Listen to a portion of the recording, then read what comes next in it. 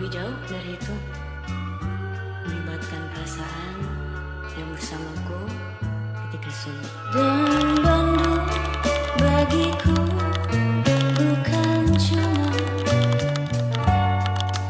urusan wilayah belaka. Assalamualaikum warahmatullahi wabarakatuh. Halo, perkenalkan kami dari kelompok 2 akan meneliti bagaimana jalan ini bisa disebut jadi jalan yang pandi. Sebelum kita mulai, alangkah baik kita perkenalan dulu dari absen yang paling muda. Nama saya Alicia Wulandari, absen 3 sebagai editor. Nama saya Dina Najifa, saya dari absen 10 sebagai pewawancara. Nama saya Ikan Gifari dari absen 18 sebagai kameramen. Nama saya Muhammad Felis Krisno sebagai kameramen absen 21. Nama saya Raka Apriliadi absen 29 sebagai notulen. Nama saya Sandra Maulana Ramadan, absen 33 sebagai presenter. Nama saya Syafa Azra Deanifa sebagai pewawancara.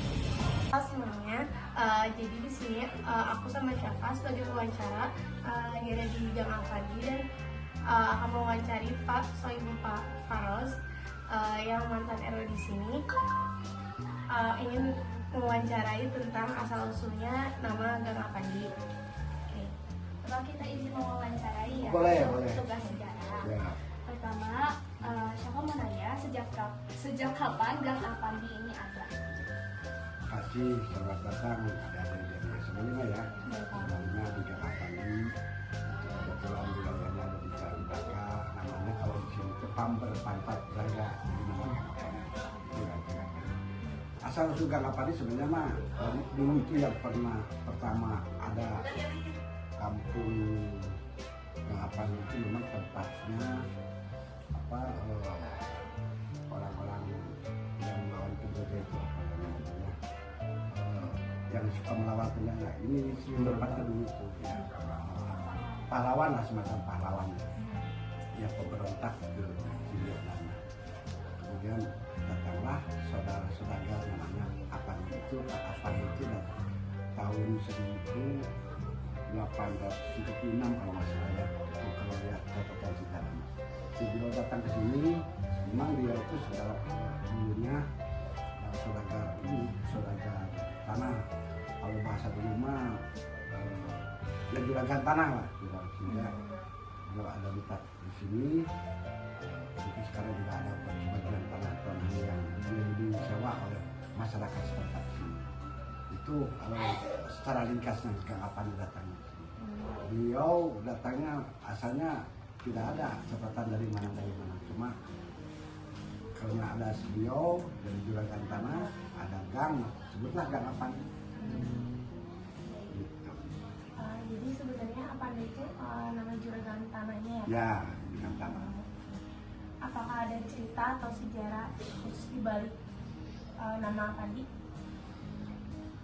Kalau lihat dari cerita dari nenek moyang kami di sini sebenarnya nggak ada, cuma memang kalau ada itu ada pelukis, tapi nggak ada hubungannya dengan apa dia pelukis. Memang itu aja yang saya tahu, apa itu cuma tokoh dulu sini juragan tanah, ada gang, sebutlah Gang Alfadi, itu aja. Terus apa arti atau makna nama Alfadi bagi warga sekitar? Arti Gang Alfadi itu kalau buat kami nama Alfadi itu ya pendiri kampung sini lah, tokoh lah, terus berjasa di dalam hal sosial lah, namanya Alfadi itu di wilayah kami itu aja, tidak lebih dari itu. Oke, makasih Bapak, kami cukupkan wawancaranya ya. Makasih banyak. Makasih Bapak. Nah, ada juga sumber tertulis yang berletakkan di Gang Alfadi itu sendiri yang berjudul History of Alfadi. Nah, sumber tertulis ini ditulis dari sumber Surat Kabar Algemeen Handelsblad for Netherlands Indie, Komunitas Alet 2011, Kampung Alfadi, Himpunan Silsilah Keluarga Besar Pasar Bandung, dan dari Kit Elvi. Nah, sumber tertulis ini menyebutkan bahwa Gang Alfadi itu berada di barat Jalan Braga dan sudah muncul di peta Bandung sejak 1910. Nama gang ini memiliki beberapa variasi penulisan, antara lain ada Apandi, Afandi, dan Afandie yang dipengaruhi oleh logat Sunda. Pada masa lalu, Gang Apandi dikenal sebagai lorong sempit dan gelap. Bahkan surat kabar tahun 1939 menyebutkan gang ini tuh sering dijadikan tempat persembunyian para penjahat. Nama gang ini berasal dari Haji Muhammad Afandi, orang juragan tanah pribumi yang memiliki pengaruh besar di Bandung. Selain itu, ia juga dikenal sebagai pelopor percetakan pribumi. Pada tahun 1903, ia mendirikan toko, yaitu Toko Zifak Apandi, yang banyak menerbitkan buku-buku berbahasa Sunda. Kemudian, ia juga melahirkan penerbitan Sinar Pasundan pada 1911 dan Kaum Muda pada 1913 yang ikut memperkuat perkembangan literasi Sunda.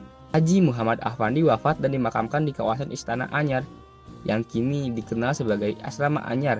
Batu nisannya masih tercatat di sana. Ia bukanlah seorang pemberontak, melainkan tuan tanah dan pengusaha pribumi berpengaruh.